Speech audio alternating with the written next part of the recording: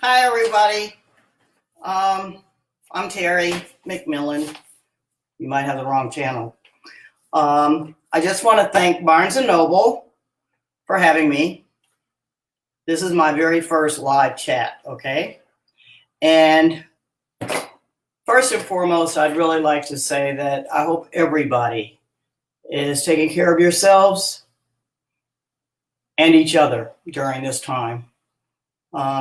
I'm Terry, as I just said, and I'm really excited to be here with you guys on this live talk with you about my new book, which is called It's Not All Downhill From Here. Let us pray. I hope a good book can be a little bit of an escape during this time, and I'm really looking forward to discussing my book with you and answering some of your questions, but not personal questions. Okie dokie. What I'd like to do first is read a little section. I'm probably going to read 3 little sections that are short, and we'll figure out how to answer. I'll figure out when you ask questions, and I will answer them. Forgive me. I'm looking at myself, which is really weird. My bun is not working. Anyway, I'm going to read you the opening to It's Not All Downhill From Here. I'm hearing a beeping, and I apologize. I hope you don't hear it. I don't want another birthday. I don't want another surprise party, which is just one reason why a few weeks ago, when my husband Carl called while I was walking our dog BB King to the dog park and asked what I wanted to do for my birthday this year, I politely said, "Baby, let's try to figure out how to get our second wind." At first, Carl high-pitched chuckled like he was a soprano or something. Then he said, "Well, we need a boat." I chuckled right back, even though I was serious as a heart attack. "Don't you worry, Miss Lowe. I've got you covered," he said as he hung up. I knew he didn't really get my drift.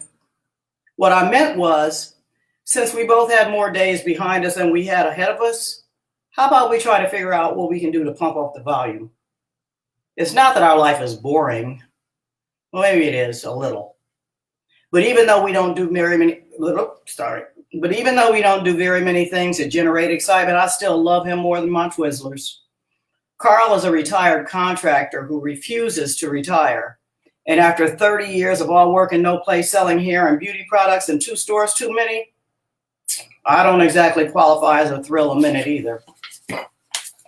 I released BB King's leash inside the dog park, but he just stood there shivering as if he were waiting to be invited to participate in some activity that didn't require him to run or jump. In human years, he and I will soon be the same age, 68. His whiskers and eyebrows are peppered with gray, but unlike me, BB doesn't dye his hair. He is our 3rd German Shepherd, and I don't want to think about how long it will be until he doesn't want to or can't hop in the backseat of my Volvo station wagon, which I will drive until, like me, it stops running. I sat on a green metal bench and watched him sniff a friendly chocolate poodle. I realized I was hoping and praying I wasn't going to have to sit through yet another lackluster party where nobody even thinks about dancing until they hear a song you have to be damn near 70 to remember, which I suppose now includes me. And that's if you call doing the cha-cha-cha in flats or espadrilles or 2-inch wedgies with rubber soles to the beat that they all hear differently dancing. I don't. I watch music videos on YouTube. I find myself rocking my future size 12 hips, swinging and swaying my shoulders and popping my fingers to the likes of Single Ladies or Uptown Funk by that little cutie Bruno Mars until I have to wipe my forehead. I have not forgotten how to dance. In fact, sometimes Carl will sit in his leather recliner, lean way back and just watch me swirl around in these 3-inch heels, which I wear to work every day because I like to appear glamorous.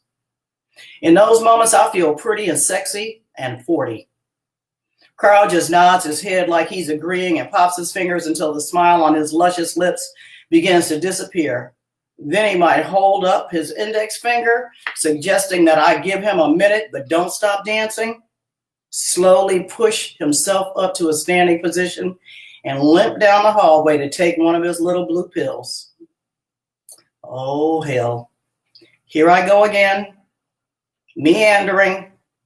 I'm just going to have to stop apologizing for it because from what I learned reading my AARP newsletter, this is only the beginning. Though truth be told, forgetting what I was talking about and going off on tangents isn't completely new to me. Back in my 20s, I smoked a lot of reefer with my friends.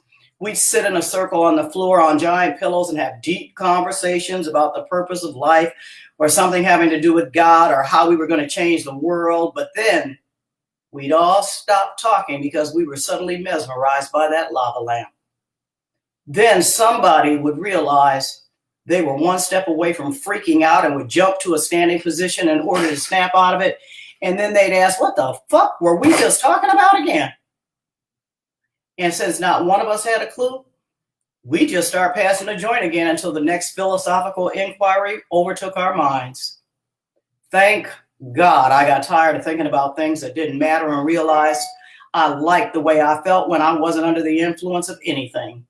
And when I didn't like how I felt, it was a hell of a lot easier to figure out how to deal with it when my head was clear. Anyway, now I'm a certified senior citizen and my mind has earned the right to go wherever it wants. So I decided that when I can't remember something, it must not have been that important anyway. But sometimes when I do remember, it feels like an accomplishment. Okie dokie. I can answer a question now if you'd like. Is that okay? What was the spark for It's Not All Downhill From Here? To be honest with you, I was about 65 or going to be 66, I don't know, when I first started the book. And, I didn't feel old. And now I'm 68. I still don't feel old. And I kind of thought, that ageism is a problem in this country or everywhere, and especially if you're a woman, and I just wanted to know, I was thinking, I don't feel too bad. And I'm not trying to look 50 or 40.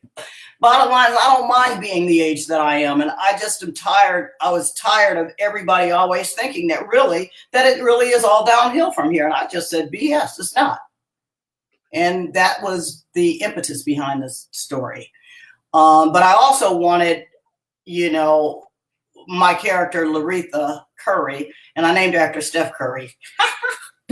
I just wanted a group of friends to be there to support each other, to get on each other's nerves, because that's the way it always has been with me and my friends. We love each other. My sisters, too. We get on each other's nerves. Sometimes we don't speak, but we always come back.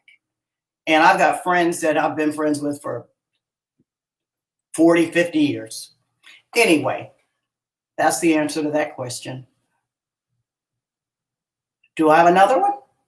Tell us about the characters. Oh, goodness. How did they introduce themselves to you?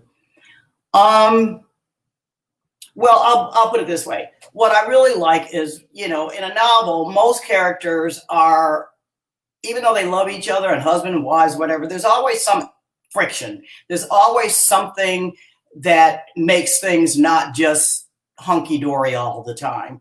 You disagree with things. We criticize each other, but we love each other. And it doesn't mean that, we judge. We just judge. We all judge. Everybody lies and says they try not to, but it's not true. We do. But the bottom line is one thing is that they love each other and they respect each other. And they know they're not going to agree on everything.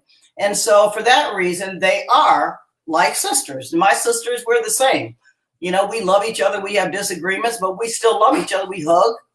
And I have Loretha's friends are the same.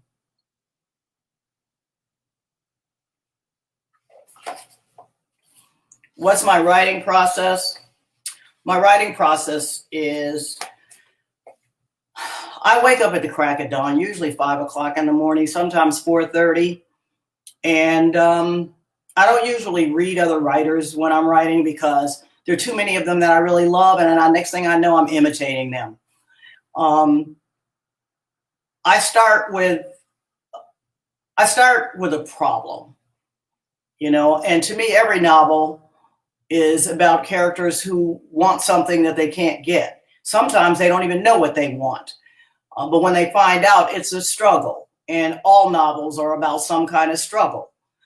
And if you make it too easy, what's the point? Life isn't like that. We have to go through things in order to get to the other side. And that's how I tell every story. All of my characters want something that they can't have or they can't get. And they lie to themselves. And eventually it's going to catch up with them. And usually that's how the novel starts. But I don't know the ending. That much I can say. I never know the ending. If I knew the ending, why would I bother? It's a waste of time. Another question, or should I read?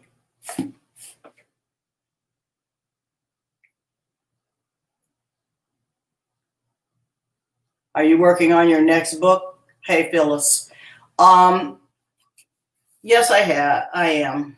I have about 120 pages of a new book, but don't ask me about it. I'm not saying what it's about. I'm not. And I have the title and everything. But it's not quite like having a baby.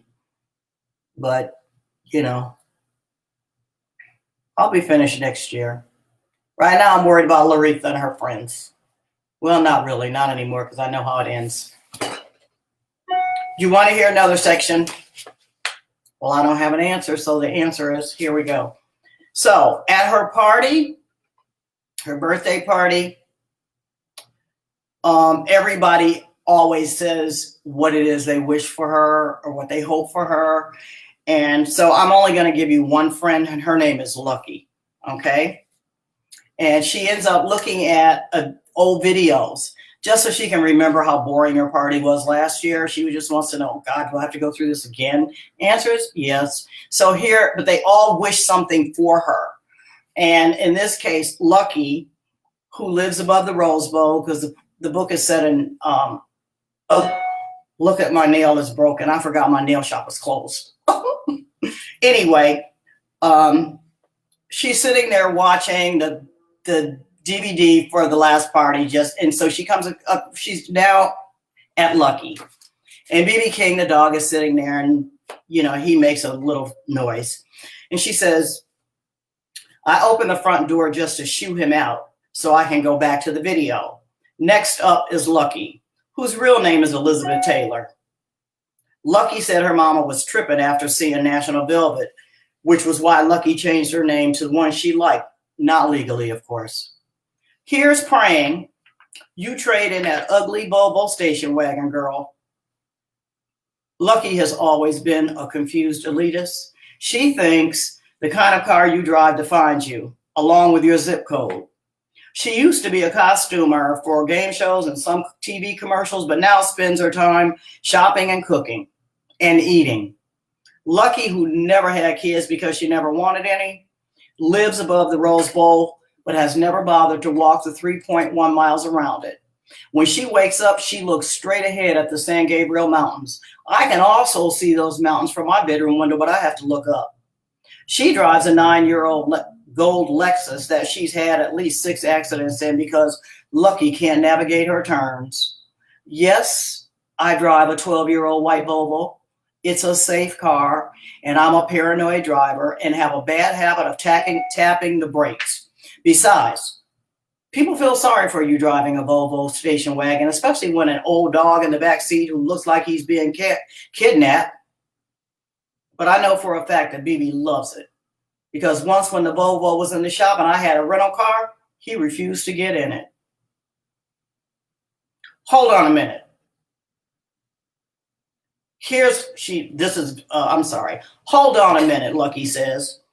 I forgot. Here's hoping you finally hit your healthy weight goal by this time next year. Lucky has a lot of nerve bringing this up. She who still pretends she's a size 16, but Lucky takes pills for high cholesterol because she's addicted to fried everything, Rocky Road ice cream, and any kind of pie. I'm not too far behind her on the scale, but I'm not on any diet. I like my curves, and so does Carl. Anyway, after 45 years, Lucky is still married to Joe, who is white and a retired architect who now builds miniature houses, but rarely comes out of the big one they live in. Us girls like him, but we do think he's a little weird. I won't lie. The last time I saw Dr. Alexopoulos, she had the nerve to tell me that I'm heavier than I should be. She also claims I'm borderline diabetic and that it would be in my best interest if I lost 25, but preferably 35 pounds, which I think is ridiculous. I'm big boned, I told her, and I'm black. We have big hips and it's genetic. She doesn't buy it. To be honest, it's hard to change old and especially bad habits. And if you want to prevent future health problems, Mrs. Curry, she said, you need to cut back on fat, carbohydrates, and sugar, and perhaps consider exercising. It's never too late. I don't like anybody telling me what to do. And I told her I try to eat light, which was a lie. And that I walk my dog every day, which wasn't. She said at my age, walking my dog didn't exactly qualify as a cardiovascular workout. I've been trying to get up the nerve to fire her, if you can fire a doctor. I haven't been back to see her since last year, and I've been so busy running the house of beauty and glamour that I haven't had time to incorporate exercise into my daily routine. Although I've been thinking about it. No, I haven't. It hasn't even crossed my mind, I admit it. I don't like gyms because most of the people in them are all young or already in good shape. They make me feel plump and old, even if technically I'm both. My doctor told me to consider giving spinning a try, and I wanted to tell her she should consider getting a makeover.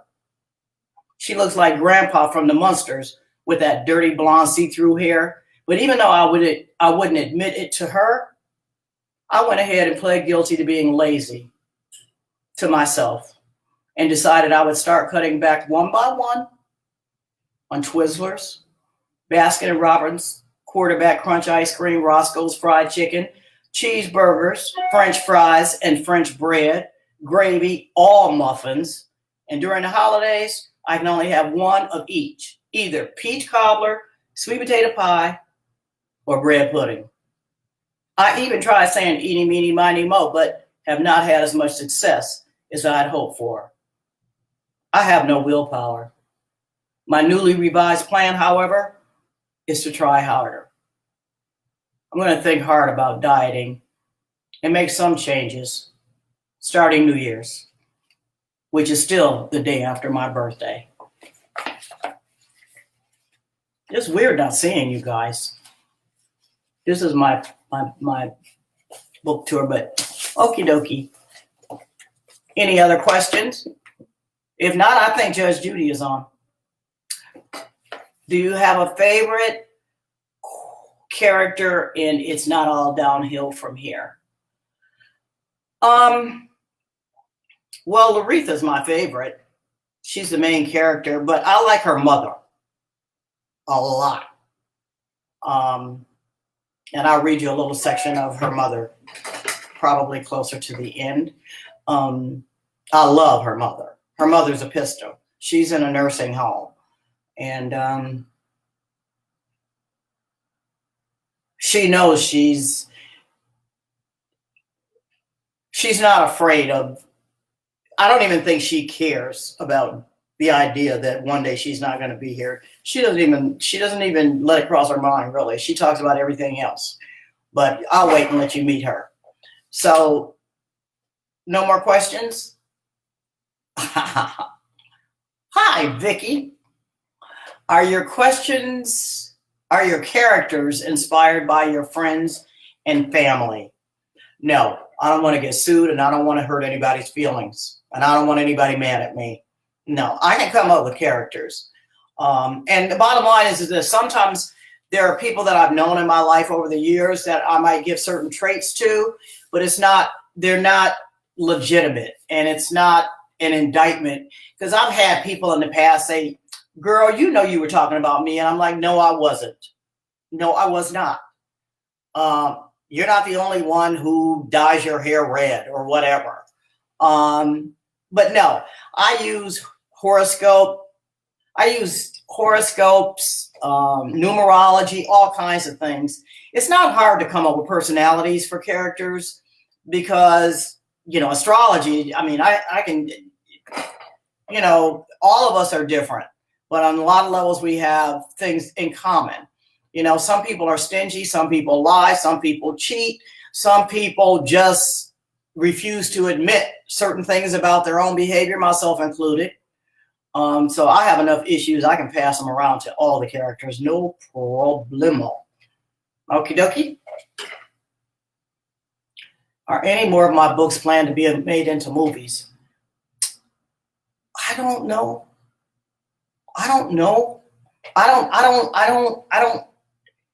I write books to be read, and it just so happens that some of them have been made into movies. But I do not write a book thinking, oh, gee, this will make a great movie. I've never thought that. Ever, ever, ever, ever, ever. And if I do, that means I'm doing something wrong. But one of the things that you learn to do when you take any kind of a writing class, especially fiction, is that a story should be visual, and you see what a character is doing. You can hear what you can get a sense about what they're thinking, and there's progress. But whatever it is that they want, they can't get. Most movies are like that, or something there's always some kind of an impediment. Something is stopping you from making your dreams come true. Boom, end of story. What kind of advice do you give your fans, many of which are aspiring writers? I think more than anything, write for yourself. Don't write thinking that one day you're going to be published and live happily ever after and get on the bestsellers list. Don't let that be your goal. Write about what hurts you, what you wish you could have that you can't get. Try to understand somebody else, what someone else is going through, and not just you. Life is a struggle. There are things that all of us wish we could do, wish we had, wish we could see, wish we could feel, and we don't. Sometimes we have to earn it. Sometimes we have to go through hell to get it. But the idea is that you don't give up. And in a novel, and when you're writing, the idea is that you start your story at a place where someone's not getting what they want. Sometimes it's their own fault. Sometimes they want to blame other people. Sometimes it's the president, whatever. But the bottom line is that it's a wish, it's an unfulfilled wish, or more of them, more than one. And, our lives are like that a lot of times. You want to raise. You wish you could get that man or that woman. You want to be in love. You want a vacation. And, you're hurt. You're in pain. And sometimes you just wish that some people wish they could just be someone else. I don't feel like that. But the idea is that a book is about a struggle, and how you address that struggle, how you approach it, determines, for the most part, all of us, the quality of our lives. Sometimes we get over one hump and boom, here comes another one. Well, welcome to the real world. Hi, Carolyn from Detroit. How are you keeping your spirits up with all that's going on these days? Huh. First of all, I pray every morning as soon as I wake up and thank God that I'm still alive and breathing. And I call people, some people that I haven't talked to in a while.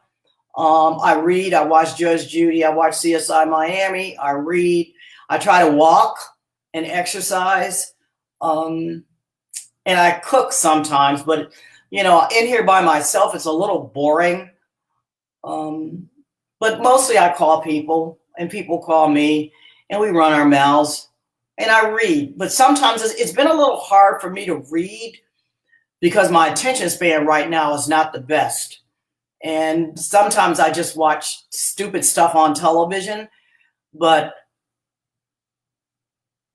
also I've been writing for so long, working on this book for well over a year.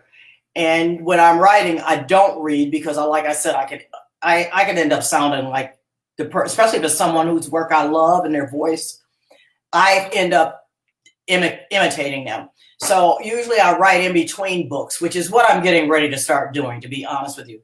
If you could see my floor, I must have 500 books in here. But I can tell you about what every single one of them is about. And I'm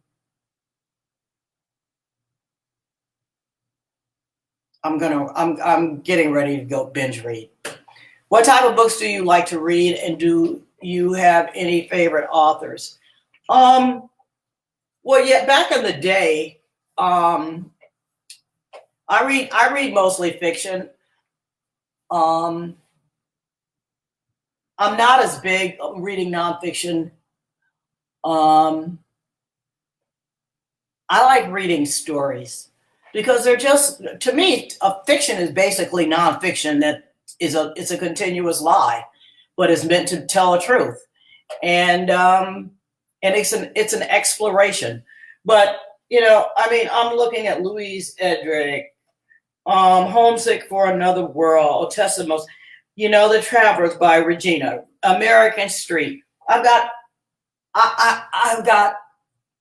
so many books, but I buy books, especially by young writers. And I don't want to say young, up and coming new writers, because I believe in supporting them. Even if I don't get to their book for another year or two, it doesn't matter. Bottom line is they got my money and I want to be able to support them.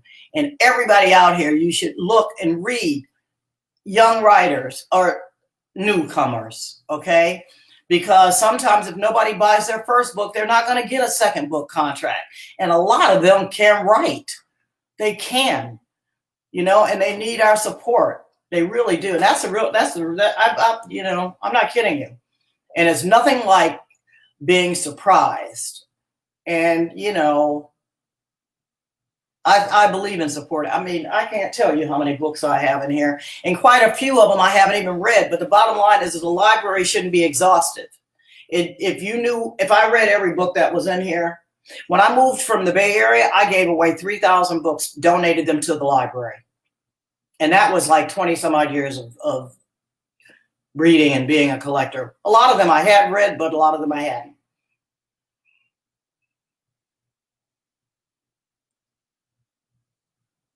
Did you always want to be a writer? If you weren't a writer, what would you be? No, being a writer wasn't a goal. I lived in the Bay Area, and I went to Berkeley, and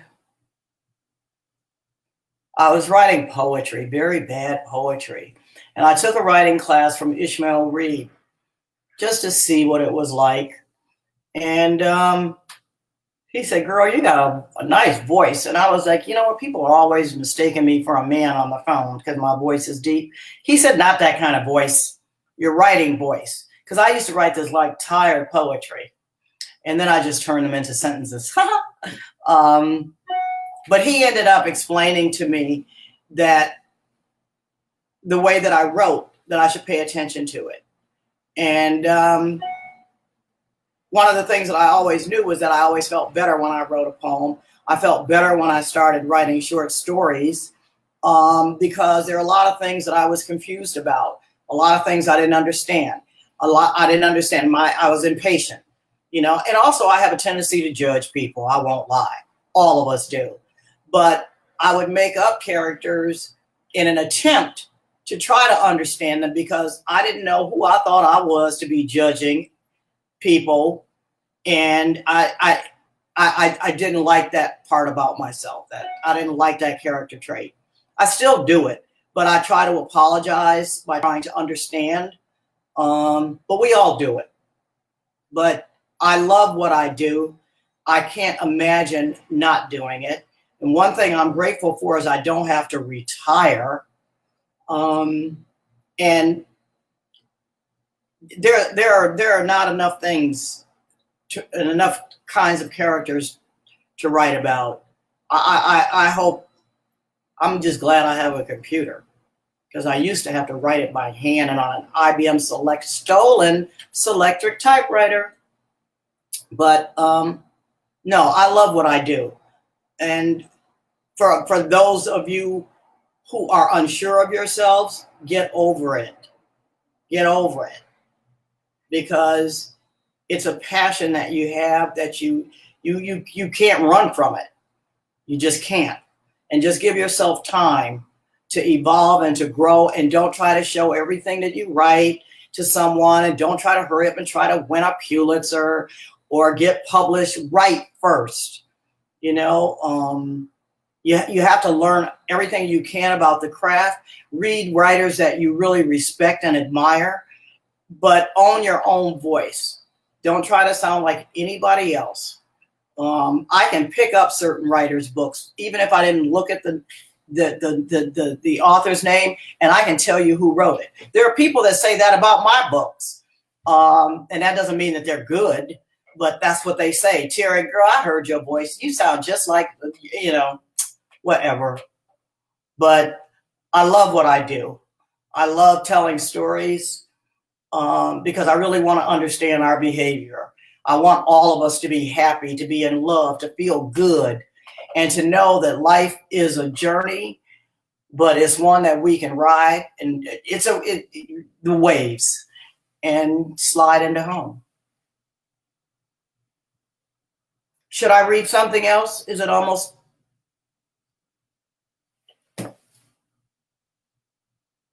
Okay, I'm going to read one more time, and then I will answer more questions. Wait, you wanted to know who were some of the people that inspired me? I wrote them down. I went and looked in my library on my shelves just because. Ring Lardner, everybody knows I love Ring Lardner. He's from the 20s. Zora Neale Hurston, James Baldwin, Alice Walker, Tony K. Bambara, Pearl Cleage, Rick Bass, Rick Bragg. I love him from the South.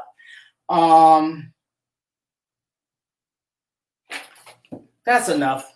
James Baldwin, everybody. Tony, Alice. You know, I'm old. I can't remember all this. That's why I tried to write them down. Okay? But anyway, I had to put on my makeup. And I'm going to read one last thing and answer a couple more questions, and then go make myself a strong cup of coffee. I hope everybody's good. This is really tough. Okay, so Loretha's mother is at a nursing home, and I'm just going to read you this little section. Where do I stop? I love her. Can you please bring me some stamps? Ma had asked when I called to tell her I'd be over later today. Who are you going to write? None of your business. I'll tell you when you get here. Do you need envelopes? I suppose they would help, but not those long ones. I don't have that much to say. When I pulled into the parking lot at Valley View Assisted Living, which looks more like a 4-star resort than a care facility, I recall the first time after we'd suggested Ma would be safer here.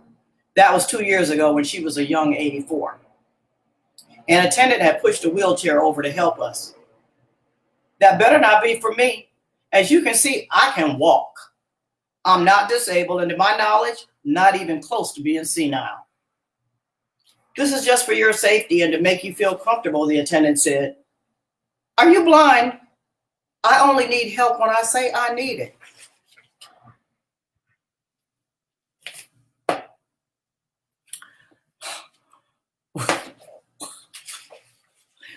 Wait a minute. Now I'm starting to see notes from people talking about my lipstick. This is cheap lipstick, $4.99. Anyway, are you blind?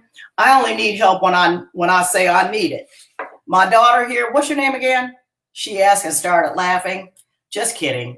My daughter here says the food is good. I hope I don't have to have her sneak in some Old Bay because you know you white folks don't know how to season food. Ma, stop it, I whispered loudly and pulled her plaid suitcase down the hall. Ma looked suspicious when the attendant opened her room door, but when she saw how bright and spacious the room was, that the bathroom had a tub and a shower with grab bars in both, and that the TV was mounted on the wall, she actually seemed excited. She ran her hand across the chenille bedspread, which happened to be her favorite color, powder blue. I hope you like it, I said. She looked at me like I had just said the dumbest thing in the world. Okay, I'm all checked in, so you can leave now. Give me a kiss right here, she said, pointing to her cheeks. So I did. Today, when I knocked on her door, she said, whatever you're selling, I don't want any. It's me, Mon. I'm not selling anything, but I bought stamps and envelopes like I was ordered. Come on in, Loretha, but you can't stay long. I opened the door and put the plastic bag on the dresser. Why not? I asked, not taking her seriously. She was sitting in the pink and white pinstripe gliding chair I'd bought her from a baby store because she didn't like to rock, wearing her pink jogging sweats with one of her paisley-covered scrapbooks in her lap. Her hair, white as a snowflake, was pulled into a soft knot. She was a sight to see. Because I'm in the middle of reminiscing. About what? I don't remember. I sat down at the foot of her bed and I could smell that sweet lily of the valley lotion that almost made me nauseous. I slipped my sneakers off so they fell and thought about lying down and putting her white throw blanket over me, but I didn't. I wondered if one day I'd be living in a place like this. Would my daughter and son visit me? You cold? She asked, looking over at me. I could see the veins in her glassy eyes from behind her glasses. A little. You shouldn't be, child. You're much thicker than you should be. Are you sure you're not trying to eat your grief away? It won't work. Ma, I've only put on about 10 pounds. That's 15 pounds too many that you do not need. Don't go getting fat, Loretha, because then it's just going to be all downhill from there. One illness snowballs into another.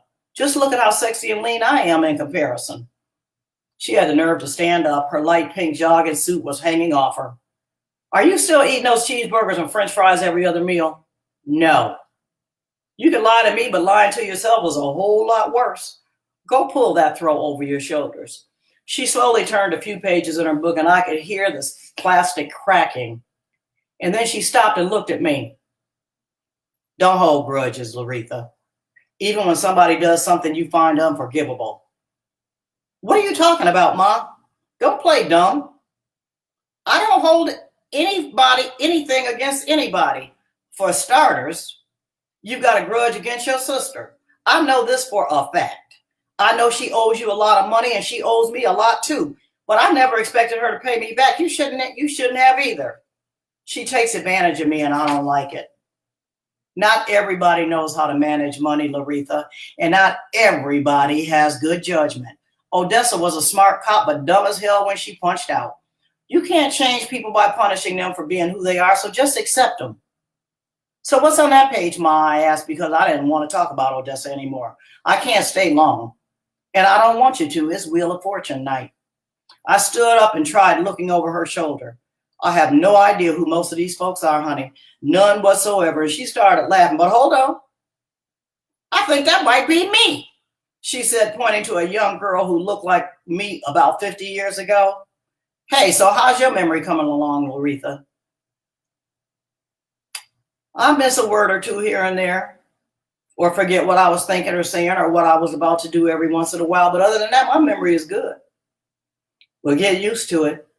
Because before you know it, you'll be looking in your scrapbook and won't even recognize folks you know meant something to you, or they wouldn't even be in here. I don't have a scrapbook. I know it's all Googleable, but one day Google will be obsolete too. Mark my words. So make sure you print out pictures of every place, everything, and everybody you don't want to forget. I will. So are you in Odessa speaking these days? I don't know.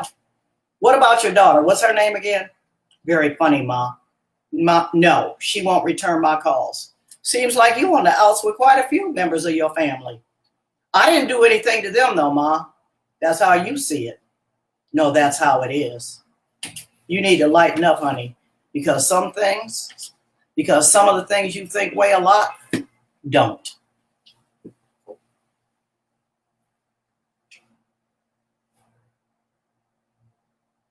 Is that it?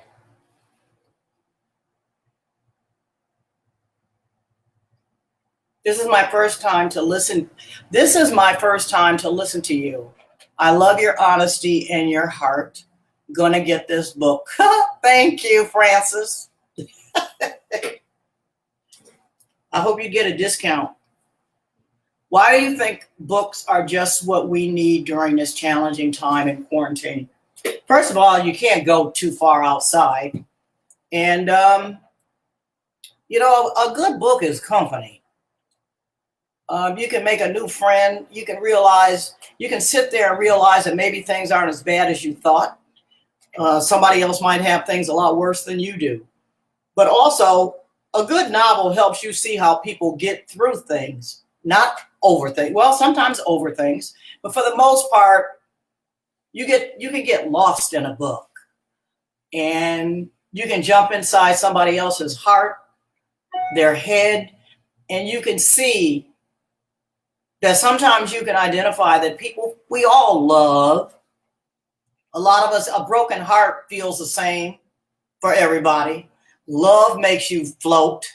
Everybody knows what that feels like. And sometimes, to me, well, not sometimes, a novel for the most part is an unfulfilled wish. And the journey in the novel is you get to go along with that person to see how they fulfill it. And there are going to be bumps, valleys, more bumps, hills, until they get there. And by the time you finish, you might realize that things aren't as bad, or they're going to get better. And that's what books can do right now. I'm not saying mine, but there are a lot of them out here to choose from. But thank you for choosing mine. I'm hungry. Thank you for joining us tonight.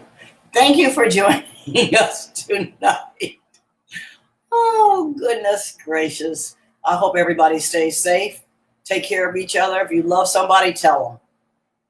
Tell them. Act like your children. And thank you so, so much for all of your support. And please buy a lot of young writers' books too. Old writers too. First novels, short stories. Everybody appreciates your support.